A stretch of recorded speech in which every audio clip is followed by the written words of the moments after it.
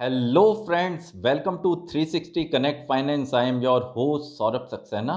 तो फ्रेंड्स, आप लोग कैसे हैं? काफ़ी टाइम से मेरे व्यूअर्स, सब्सक्राइबर एंड मेंबर्स के क्वेश्चन आ रहे हैं about gold ETF and gold mutual fund पर। तो मैंने एक फीचर लिस्ट क्रिएट करी है जिसमें मैं सिंपल तरीके से आपको समझाने की कोशिश करूंगा कि gold ETF and gold mutual fund में क्या डिफरेंस है, और उस डिफरेंस को आप समझकर जो भी इंस्ट्रूमेंट आपकी शॉर्ट टर्म या लॉन्ग टर्म नीड को फुलफिल करता है, आप उसे परचेस कर सकते हैं। तो फर्स्ट फीचर है गोल्ड म्यूचुअल फंड का मिनिमम इन्वेस्टमेंट। आपको कितना इन्वेस्टमेंट लगाना पड़ेगा गोल्ड म्यूचुअल फंड में इन्वेस्टमेंट करने के लिए? तो मिनिमम 1000 रुपीज़ से आप इन्वेस्टमेंट कर सकते हैं गोल्ड म्यूचुअल फंड में, जबकि गोल्ड ईटीएफ यूनिट के हिसाब से चलता है। Minimum 1 gram of unit of gold, जो भी उसका रेट चल रहा होगा उसी हिसाब से मिनिमम 1 ग्राम लेकर आप गोल्ड ईटीएफ में इन्वेस्टमेंट कर सकते हैं। सेकंड फीचर है डीमैट अकाउंट।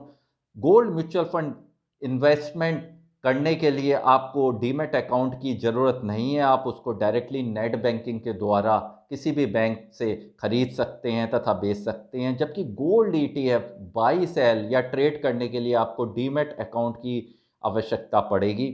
गोल्ड ईटीएफ का जो इन्वेस्टमेंट होता है, टिपिकली गोल्ड ईटीएफ में गोल्ड म्यूचुअल फंड इन्वेस्टमेंट करते हैं, जबकि गोल्ड ईटीएफ फिजिकल गोल्ड में अप्लाई करता है।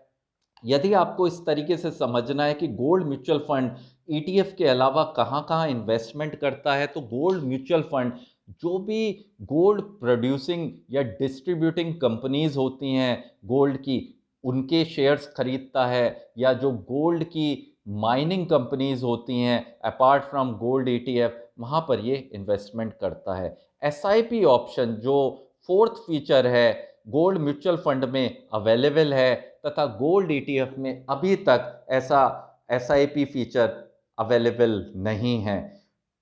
Fifth, liquidity.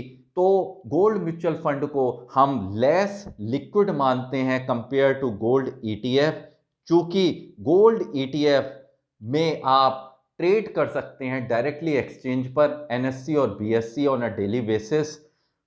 Conversion of physical gold mutual fund को आप गोल्ड म्यूचुअल फंड को आप कन्वर्ट नहीं कर सकते, जबकि गोल्ड ईटीएफ को आप फिजिकल गोल्ड में ऑन डिमांड बेसिस कन्वर्ट की रिक्वेस्ट डाल सकते हैं।